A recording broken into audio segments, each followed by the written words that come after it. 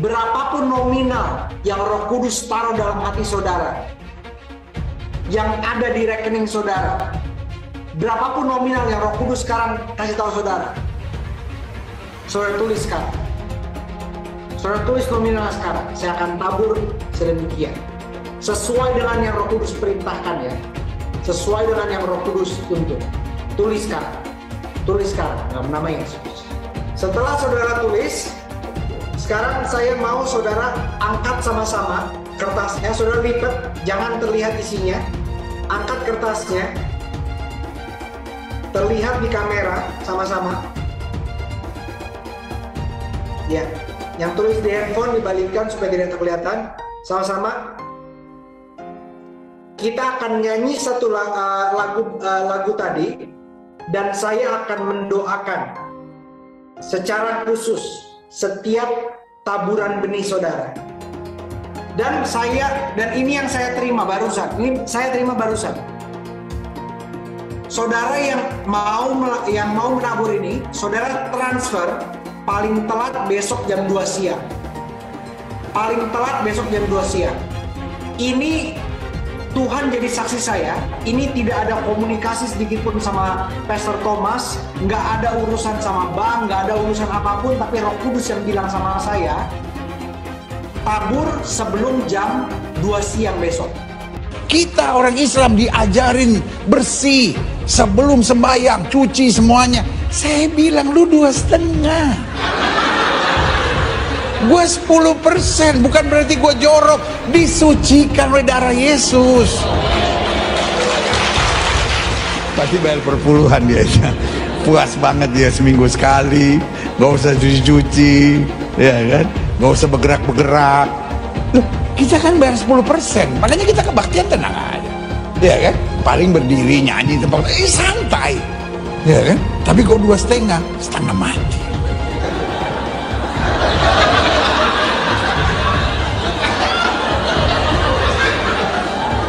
Yang paling berat terakhirnya mesti lipat kaki. Nggak semua orang bisa, ya kan? Kaki mesti dilipat, ayah. Tapi ya udahlah 2,5. Assalamualaikum Beb, mau nanya, teman saya keturunan Nabi Muhammad SAW, tapi tidak berdakwah, apa sia-sia gelar keturunan nabinya? Enggak lah. Sekarang tanya sama ente, keturunan Nabi Muhammad, para habaib, jangankan dia pekerjaan sia-sia. Andaikan dia gila, tetap itu Habib. Karena ini zatiyun, masalahnya zat, darah, daging. Orang berilmu, ketika ilmunya hilang, dia nggak dipanggil orang alim lagi. Tapi zuriyah Nabi, keturunan Nabi Muhammad, seorang Habib, Sayyid Syarif, walaupun dia gila, tapi kehabaiban dia, kesyarifan dia, kesayyidan dia nggak hilang. Kenapa? Karena darah daging, zat. Seperti itu. Jumlah keturunan Nabi di Indonesia terputus nasabnya sehingga perlu diragukan.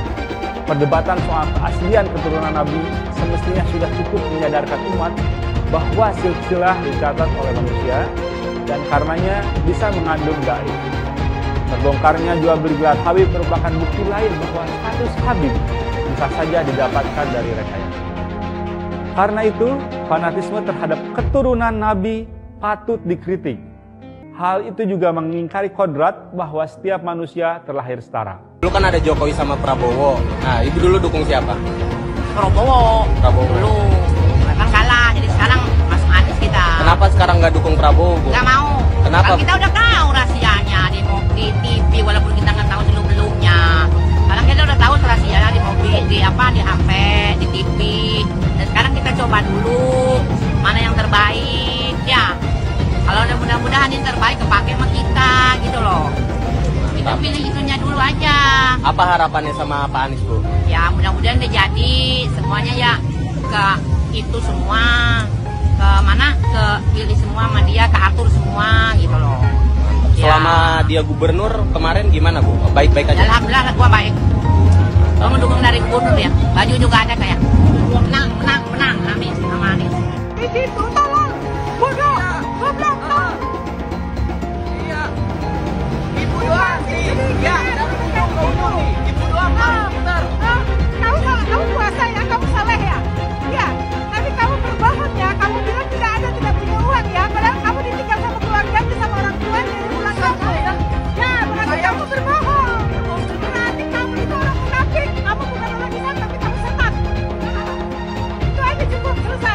tidak pakai perhitungan, saya telepon langsung kepada Allah Ta'ala.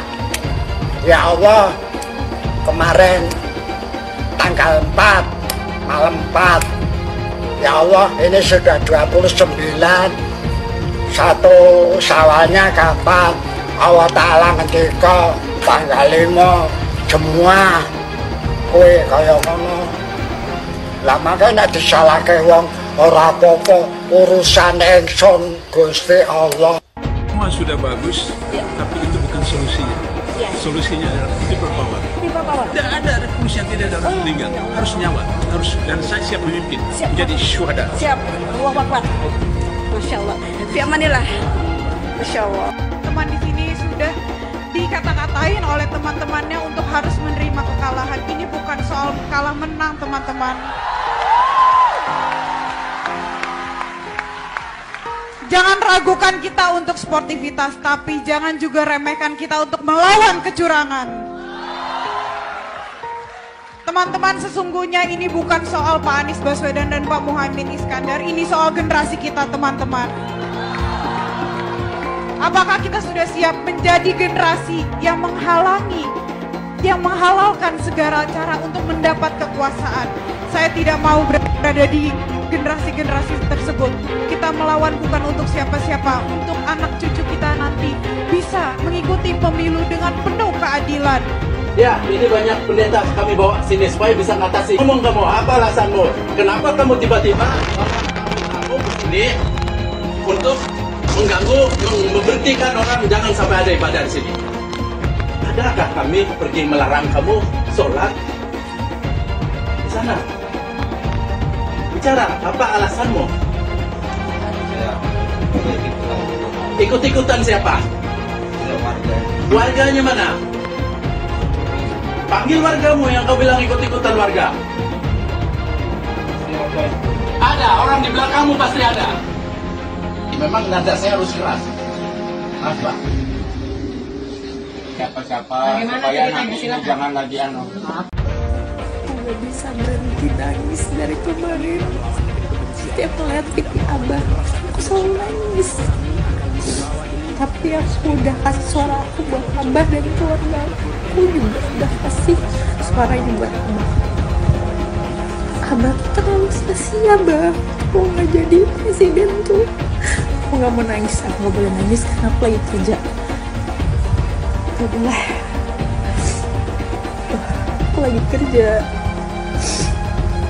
Aku gak boleh nangis, gak boleh nangis. Tapi gak bisa. Setiap video Abah masuk FYP aku selalu nangis. Aku gak bisa tahan air mata aku. Buat aku tuh gak nangis.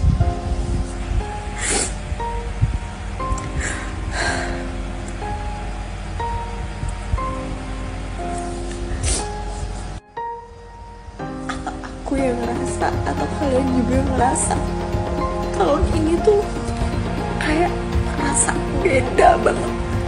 Magnetnya Abah tuh terlalu kuat. Buat aku yang dulu tuh bodo amat sama siapapun calon presiden dan ini tuh kayak ini tuh harus diperjuangin, anjir. Adalah aku gak kuat. Kami menuntut panjenengan mau menandatangani pernyataan mendukung hak angket dan pemakzulan Jokowi. Bagaimana? Dan panjenengan sebagai Bapak Ketua DPR mau bersama dengan rakyat menyampaikan aspirasi panjenengan. Hati-hati Bapak Ibu, jangan main-main. Panjenengan bisa main-main dengan kami rakyat. Tapi penduduk langit akan mencatat semua perbuatan panjenengan.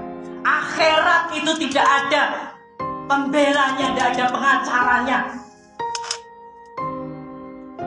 Kami menolak pemilu curang. Dan kami menolak politik dinastik di negara ini. Oleh sebab itu, saya mewakili emak-emak yang hari ini menangis karena kondisi ekonomi semakin berat. Sebagai seorang muslim mengajak panjenengan semua, kalau panjenengan masih merasa manusia, mari berjuang bersama kami untuk negara ini. Saya takut kalau kita diserahkan pada pemimpin yang dolim. Nyuruh kita untuk wajib pilih Anies. Gak masalah, itu adalah hak dia. Yang jadi masalah alasannya. Dia bilang kita wajib milih Anies karena Anies Baswedan itu Imam Mahdi. Ini makanya buat yang ngomong kayak gitu, gua saranin mending tobat dah. Habis itu mikir, sejak kapan Imam Mahdi kalah sama Prabowo? Oh, Prabowo kalah gimana lawan Dajjal, Bang? Ya Allah.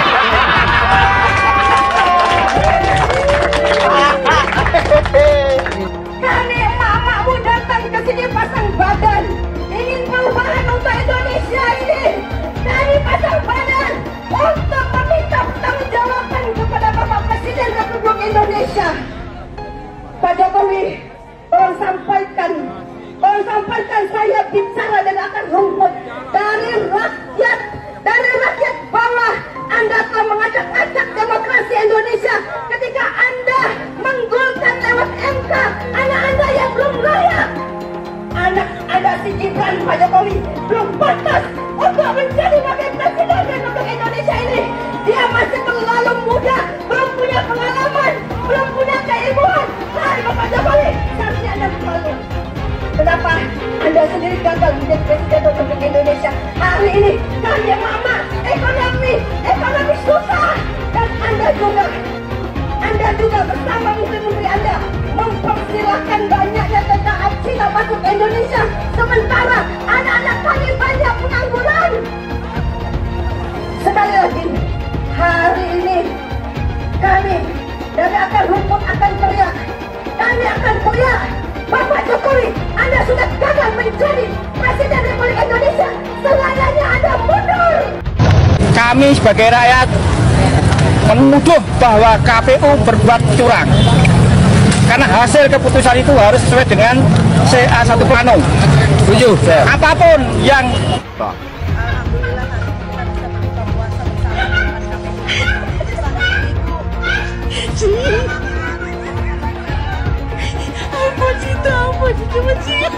dan kami ingatkan bahwa pada hari ini kami rakyat datang ke sini dari berbagai provinsi untuk menunjukkan kepada Bapak Jokowi bahwa kami tidak terima dengan pesta demokrasi hari ini yang ugal-ugalan. Dan kami mengingatkan bahwa tugasnya kalian adalah melindungi, mengamankan semua aspirasi yang akan menyampaikan aspirasi di tempat ini. Jangan sekali-kali kalian gunakan alat-alat bersenjata itu untuk melukai para peserta aspirasi. Jika satu tetes darah, tangan, tumpah di tempat ini, maka kami seluruh Indonesia akan bergerak minta supaya Jokowi untuk tolak dan pimpinan aksi merapat di bawah. Aku pilih 02, tapi ada yang bilang pendukung 02 itu bukan orang cerdas. Tapi nggak apa-apa, memang aku bukan orang yang cerdas. Tapi setidaknya aku bukan orang jahat, dan yang paling penting hati ini masuk waras. Karena percuma juga cerdas, tapi kelakuan seperti orang tidak waras.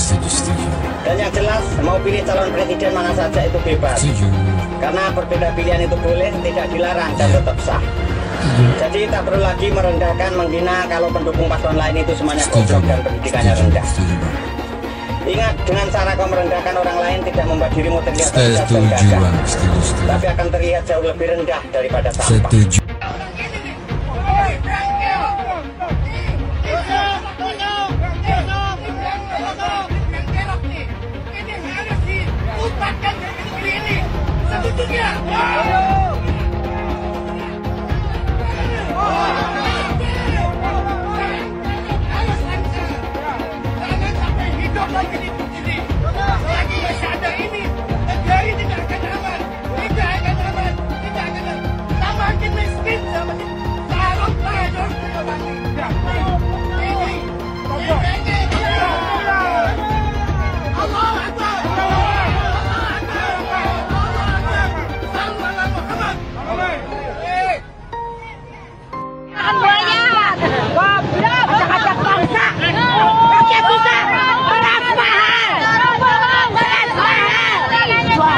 Baik, pada musik.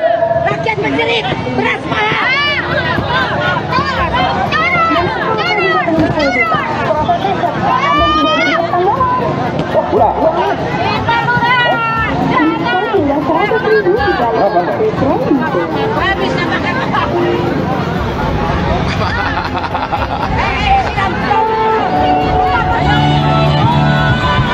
Tangkap Jokowi!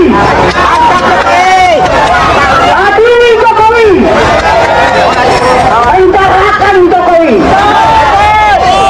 Miskinkan Jokowi! Cabut hak politiknya! Itu yang saya tuntut.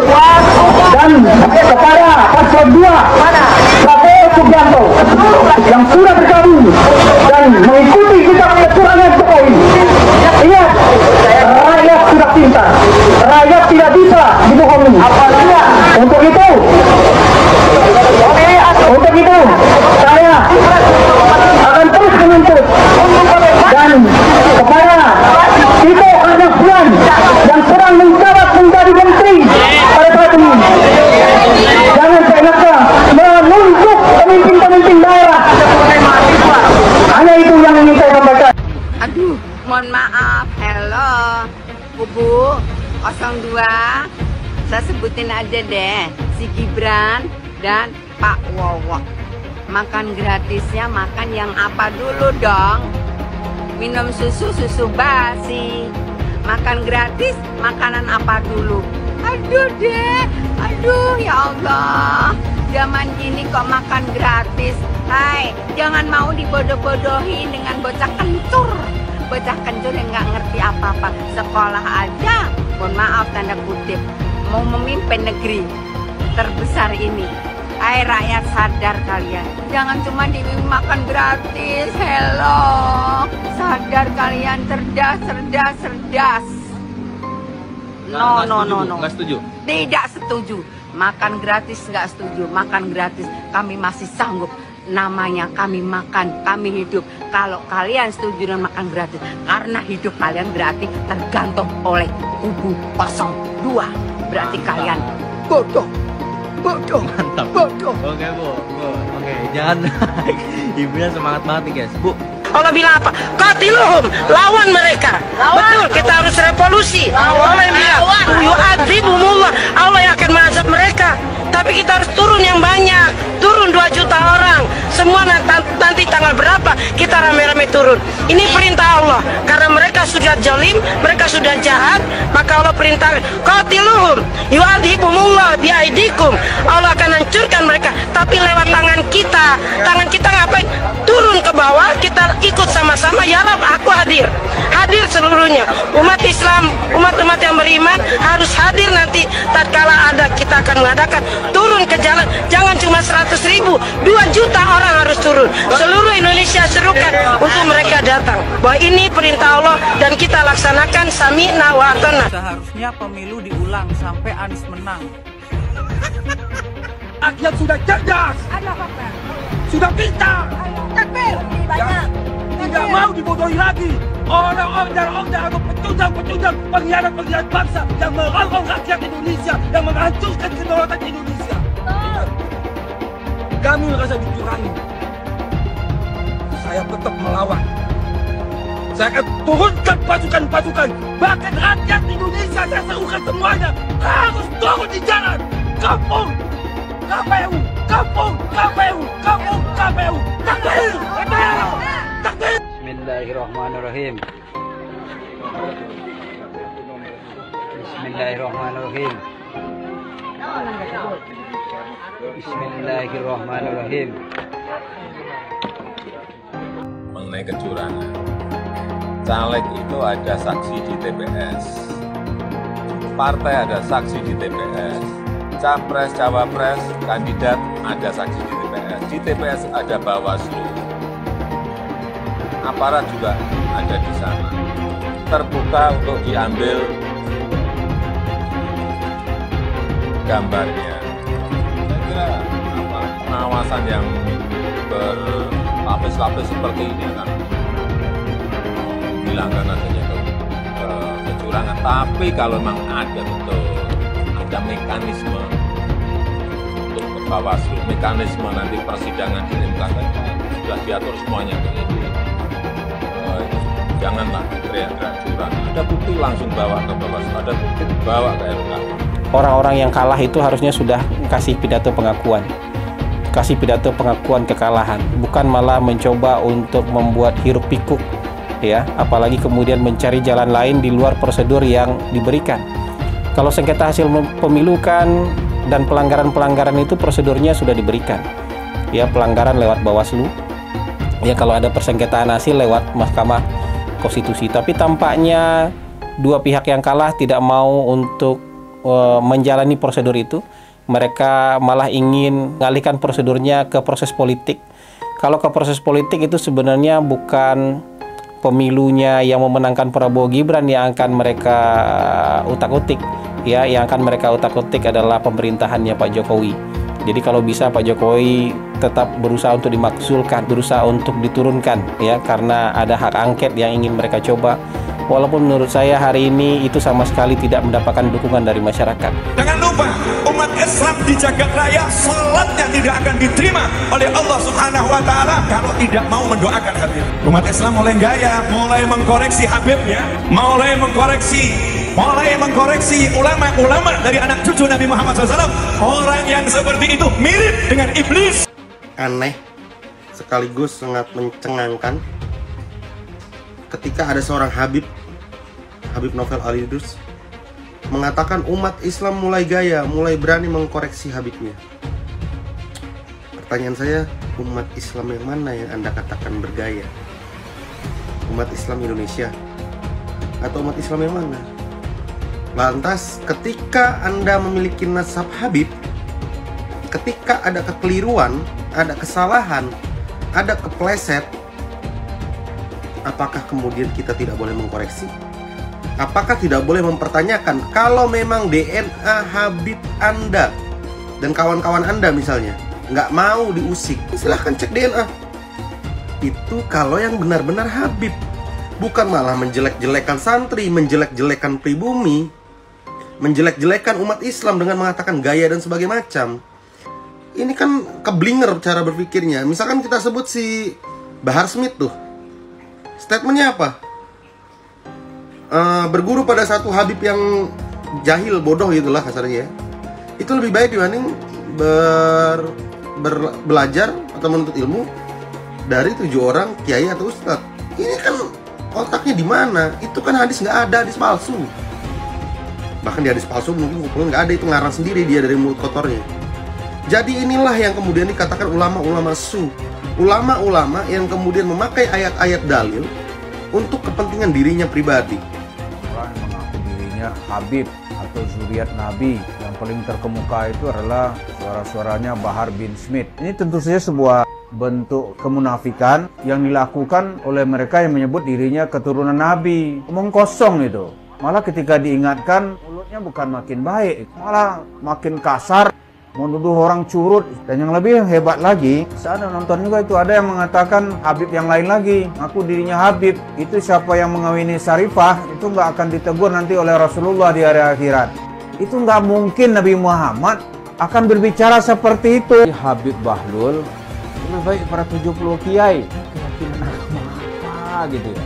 Kalaupun ini hadis, itu harus ditolak. Nggak mungkin itu hadis, karena hadis harus korelasi dengan Al-Quran, dan yang kedua hadis itu harus cocok dengan logika. Ini nggak ada dasarnya, apalagi kitab gitu. Para Habib ini mencoba ya membangun kasta baru dalam Islam gitu. Kasta, tolonglah saudara-saudara yang mengaku zuriat Nabi itu jangan dirusak lah yang sudah berjalan selama ini. Jangan dipecah dengan adanya kasta-kasta baru, mengatasnamakan Tuhan, mengatasnamakan Nabi Muhammad. Seolah-olah kalian ini pemegang kunci surga. Mereka menyatakan dirinya mulia, kita jauh lebih mulia. Ayo, dalam bidang apa? Prestasi apa? Mana ada Yaman berprestasi? Tionghoa banyak. Dari bulu tangkis macam-macam, dari kegiatan bisnis, keren gitu. Kalau si Dowir Habaib, nggak ada apa-apanya. Makanya dia jualan nasab, karena kalah bersaing dengan pribumi dan Tionghoa. Mereka tuh pemalas, pembohong, ngaku-ngaku cucu Kanjeng Nabi. Ya nggak bisa, mereka aja rezekinya dari pribumi kok gitu. Kalau pribumi rezekinya dari kerja keras. Jangan takut ngomong Habib Dhowir, Habib goblok. Karena Habib itu sudah menghina duluan. Habib itu ngatain pribumi itu ahwal, tidak sederajat. Ngomong karomah itu bohong semua itu. Habaib itu. Memadamkan api neraka jahanam mi'raj. Berapa kali? 70 kali sehari.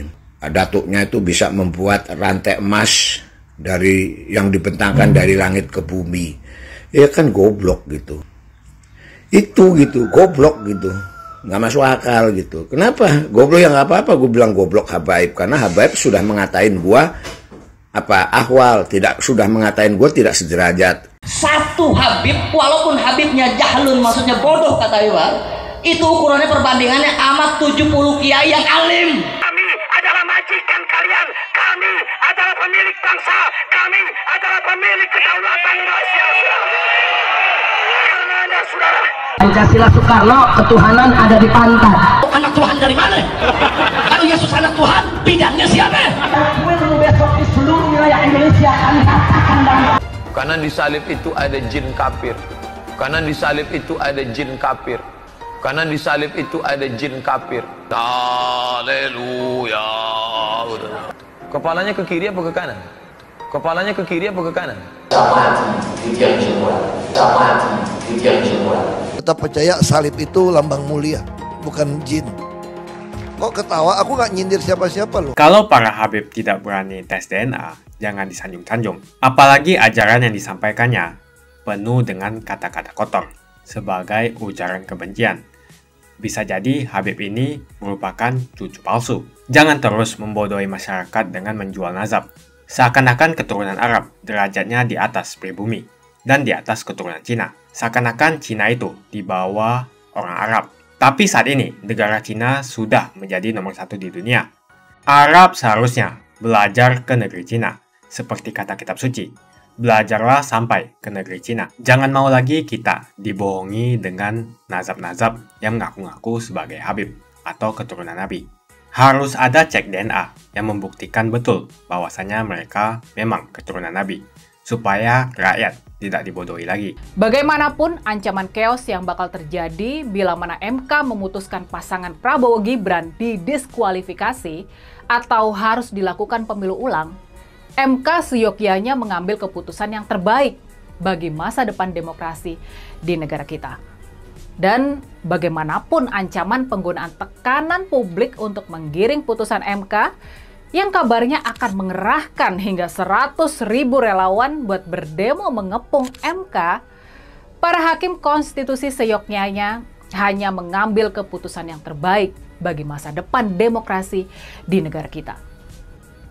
Proses di MK mungkin dianggap tidak penting dan sebatas seremonial belaka. Hasil keputusan MK diyakini nggak akan berpengaruh terhadap proses politik, terhadap hasil pemilihan presiden di negara kita. Dan kalau kita lihat dari manuver-manuver kubu Pak Jokowi juga, maka kesimpulan yang sama, yakni proses di Mahkamah Konstitusi sebatas seremonial dan keputusannya nggak bakalan berpengaruh terhadap hasil pemilihan presiden. Bisa jadi semakin valid. Mahkamah Konstitusi adalah mahkamah yang diremehkan. Ya, dia adalah lembaga negara yang sudah diremehkan. Dan tampaknya, kelihatannya sih, sampai sekarang, Mahkamah Konstitusi memang masih tetap diremehkan. Kalau kita melihat betapa menggebu-gebunya, betapa terburu-burunya kubu Pak Prabowo buat mengajak Ibu Mega bertemu tanpa menghiraukan proses konstitusional yang masih berjalan di MK, maka kita bisa berkesimpulan kalau kewibawaan MK memang sudah nggak dianggap lagi. Mahkamah Konstitusi adalah lembaga negara yang diremehkan. Dia sedang diremehkan. Jadi, apakah sidang-sidang MK yang sudah kita saksikan selama ini memang sebatas gimmick? Apakah semua itu sebatas pemenuhan prosedur yang hasilnya nggak mungkin berpengaruh terhadap hasil Pilpres kemarin? Apakah kita bisa sedemikian yakin kalau Mahkamah Konstitusi nggak bakal berani mengungkap campur tangan Presiden Jokowi yang sudah melebihi batas dan bersifat abuse of power itu? Apakah Mahkamah Konstitusi nggak akan sanggup mengungkap nepotisme Pak Jokowi di Pilpres kemarin? Apakah Mahkamah Konstitusi nggak bakal bisa mengungkap kecurangan-kecurangan di Pilpres yang baru lalu? Lagi pula nih, seperti yang sudah pernah kita bahas sebelumnya, bahkan Presiden Cina Xi Jinping dan Perdana Menteri Jepang Fumio Kishida sudah bersedia menerima kunjungan Pak Prabowo. Ini benar-benar menunjukkan kalau proses konstitusional yang sedang berlangsung di Mahkamah Konstitusi soal penentuan hasil akhir Pilpres memang sudah nggak dianggap lagi. Normalkah kalau kita akan ikut meremehkan Mahkamah Konstitusi? Memang sejak ulah Paman Usman mencoreng teramat kotor wajah MK, mungkin memang wajar kalau kita harus menahan harapan terhadap lembaga negara yang merupakan anak kandung dari reformasi tersebut, yang lahir berkat reformasi tersebut. Kita nggak boleh hilang harapan terhadap masa depan Indonesia. Kita nggak boleh ikut-ikutan meremehkan Mahkamah Konstitusi. Semoga putusan para hakim konstitusi nanti benar-benar yang terbaik bagi masa depan demokrasi di negara kita. Apapun yang akan terjadi, ayo kita tetap semangat dan jangan ikut-ikutan meremehkan Mahkamah Konstitusi. Lalu, terobosan MK yang berani memanggil 4 menteri dari kabinet Pak Jokowi buat menjadi saksi, ini juga memberi harapan bahwa MK bisa berpikir dan bertindak out of the box. Dan makanya harapan terhadap MK tersebut tampak mewujud dalam bentuk penyerahan amicus curiae, surat masukan dari para sahabat pengadilan kepada MK. Masuk ada yang dibuat oleh Ibu Megawati Soekarno Putri, Presiden kita yang kelima. Dokumen-dokumen amicus curiae adalah semacam kepercayaan dan dorongan agar MK bisa memutus perkara sengketa ini dengan berani. Dari pembahasan soal komposisi hakim MK yang mengadili sengketa Pilpres kali ini, memang banyak pihak yang optimis kalau MK nggak bakal dengan mudah dikendalikan lagi oleh istana, sebagaimana dulu dalam membuat putusan yang mengubah batas syarat pencalonan buat memuluskan majunya Gibran.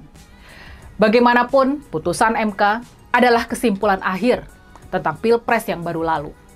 Kita semua sepatutnya menerima hasil tersebut dengan lapang dada. Dan rasa-rasanya, suasana hati kita sendiri sekarang ini memang sudah bukan soal siapa yang bakal memimpin Indonesia ke depan. Yang pasti, nah ini yang penting. Yang pasti, sebagai warga negara yang komit pada penegakan hukum, yang komit mendukung Indonesia sebagai negara hukum, apapun hasil putusan para hakim konstitusi, kita tentunya bakal menerima keputusan tersebut. Kita akan bisa menerimanya dengan penuh sukacita ataupun dengan penuh rasa kecewa. Seperti yang sudah sering diulang-ulang selama ini. Pada hakikatnya perjuangan kita ini bukan soal Ganjar Mahfud. Ini bukan soal kemenangan Ganjar Mahfud.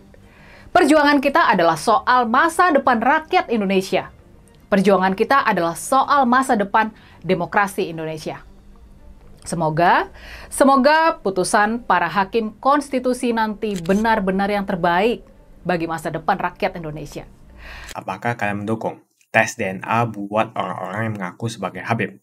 Apalagi orang-orang seperti Bahar Smith dan Rizik Syihab.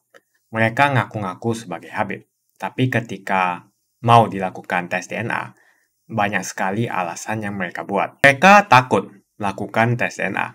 Apakah mereka betul keturunan Nabi? Tidak ada yang tahu, karena tidak ada yang melakukan tes DNA. Mengapa banyak betul yang cinta buta dengan Habib? Padahal mereka bisa saja Habib palsu.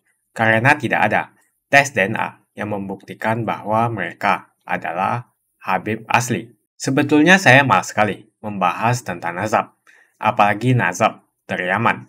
Karena keturunan Nabi hanya bisa dibuktikan dengan tes DNA. Belum tentu juga dia betulan keturunan Nabi, karena tidak ada tes DNA. Bisa saja dia ngaku-ngaku. Mengapa setiap orang yang ke Arab-Araban yang belum paham betul asal-usulnya, belum jelas nasabnya, apakah betul keturunan Nabi atau bukan, lalu kita junjung habis-habisan, sampai kita cium tangannya berkali-kali. Pengajaran ini harus kita perhatikan baik-baik. Masa kita harus patuh dan hormat kepada Habib yang belum jelas nazab dan keturunannya. Disuruh cek DNA saja dia malah ketakutan. Kebiasaan memuliakan Habib itu seakan-akan hukumnya wajib. Sampai segitunya, kalau ketemu orang yang bergelar Habib, dielulukan dan dipuja-puja. Ya kalau itu memang Habib betulan. Kalau dia Habib abal-abal gimana? Zaman serba modern seperti ini, siapa saja bisa mengaku keturunan Nabi. Bisa melakukan tes DNA. Sebelum koar-koar di atas mimbar, dakwah sebagai cucu Nabi. Setelah tes DNA, hasilnya harus diumumkan kepada publik. Apakah yang bersangkutan keturunan Nabi atau bukan? Jangan terus membodohi masyarakat dengan menjual nazab untuk memperbaiki nasibnya sendiri. Jual nazab untuk mengumpulkan pundi-pundi rupiah dan kaya raya dengan membohongi masyarakat. Lihat si Bahar, dari miskin jadi kaya dengan mengumpulkan pundi-pundi rupiah dengan membodohi masyarakat dengan menjual nazabnya. Ya bolehlah seorang Habib kita hormati, asalkan semua mengaku sebagai Habib mau tes DNA. Berani tidak kalian tes DNA? Hasilnya diumumkan di masyarakat. Itu baru adil. Kalau para Habib tidak berani tes DNA, jangan disanjung-sanjung. Apalagi ajaran yang disampaikannya penuh dengan kata-kata kotor sebagai ujaran kebencian. Bisa jadi Habib ini merupakan cucu palsu. Adapun keturunan Arab ini biasanya tidak perlu dipanggil Habib. Hal ini dilakukan agar tidak ada perbedaan kasta. Seakan-akan keturunan Arab derajatnya di atas pribumi dan di atas keturunan Cina. Dan orang pribumi sering sekali menyindir Cina-Cina. Seakan-akan Cina itu di bawah orang Arab. Tapi saat ini, negara Cina sudah menjadi nomor 1 di dunia. Yaman atau Arab bisa apa? Arab seharusnya belajar ke negeri Cina. Seperti kata kitab suci, belajarlah sampai ke negeri Cina. Jadi jangan sampai kalian mencintai orang yang ngaku Habib melebihi cinta kalian terhadap orang tua, bapak, ibu, saudara, dan guru-guru Anda. Mengapa sampai sekarang masih banyak orang yang mencintai Habib tanpa melihat asal-usulnya, tanpa mengetes, cek DNA dia. Siapapun orangnya, mau Habib, mau Kiai, mau Bunyai, mau Gus, mau Neng, mau pejabat, mau guru, TNI, polisi, mau rakyat biasa, atau siapapun dia, kalau ngajari untuk membenci orang lain, jangan diikuti. Seperti ajaran Rizik Syihab, Bahar Smith, Abdul Somad, dan penceramah pengujar kebencian lainnya. Bagaimana opini kalian semua? Tuliskan opini kalian tentang gelar Habib. Apakah mereka pantas untuk dilakukan cek DNA untuk memastikan mereka betul keturunan Nabi? Jangan mau lagi kita dibohongi dengan nazab-nazab yang mengaku-ngaku sebagai Habib atau keturunan Nabi. Harus ada cek DNA yang membuktikan betul bahwasanya mereka memang keturunan Nabi, supaya rakyat tidak dibodohi lagi. Jika kalian setuju dengan pendapat saya, pastikan Anda semua like video ini. Dan pastikan Anda membagikan video ini ke teman dan family Anda supaya mereka semua mengetahui tentang informasi ini. Tekan tombol subscribe dan bunyikan lonceng notifikasi supaya kamu tidak ketinggalan info dari channel Suara Minoritas.